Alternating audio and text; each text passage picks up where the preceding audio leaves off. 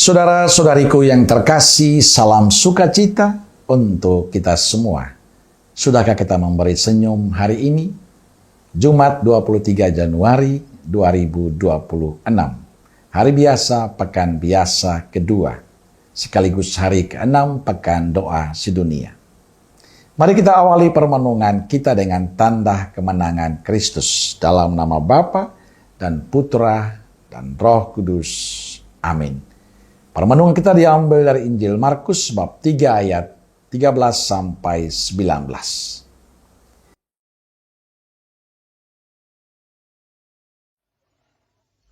Kemudian naiklah Yesus ke atas bukit. Ia memanggil orang-orang yang dikehendakinya, dan mereka pun datang kepadanya. Ia menetapkan 12 orang untuk menyertai dia, dan untuk diutusnya memberitakan Injil, dan diberinya kuasa untuk mengusir setan. Ke-12 orang yang ditetapkannya itu ialah Simon yang diberinya nama Petrus, Yakobus anak Zebedeus, dan Yohanes saudara Yakobus, yang keduanya diberinya nama Boanerges, yang berarti anak-anak guru.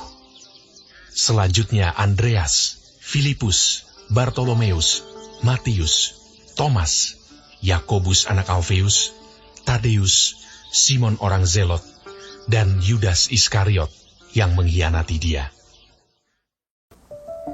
Saudara-saudariku terkasih, Injil Markus hari ini bicara tentang Yesus memanggil para muridnya.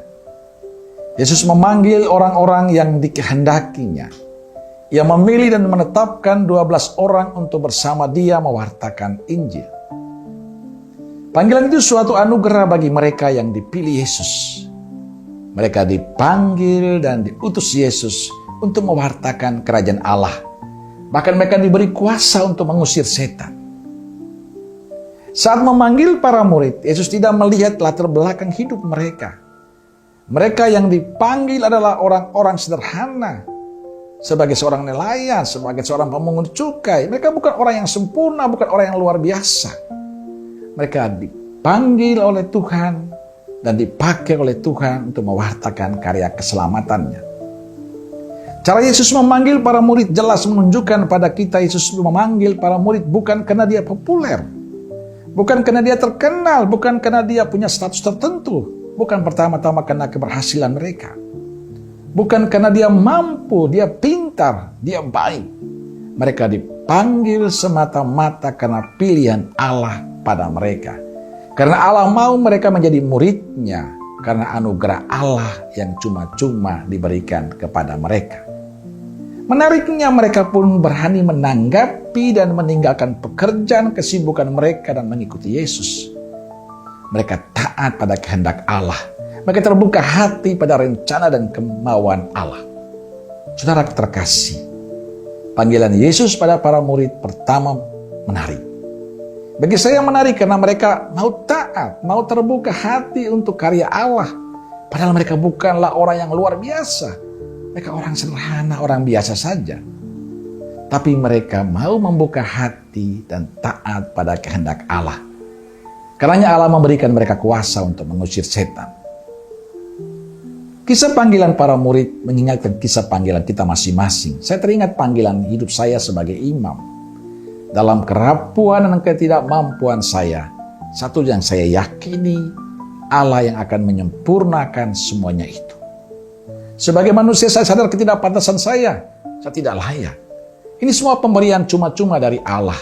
Ini anugerah yang luar biasa dari Allah. Saya percaya kita juga mengalami yang sama.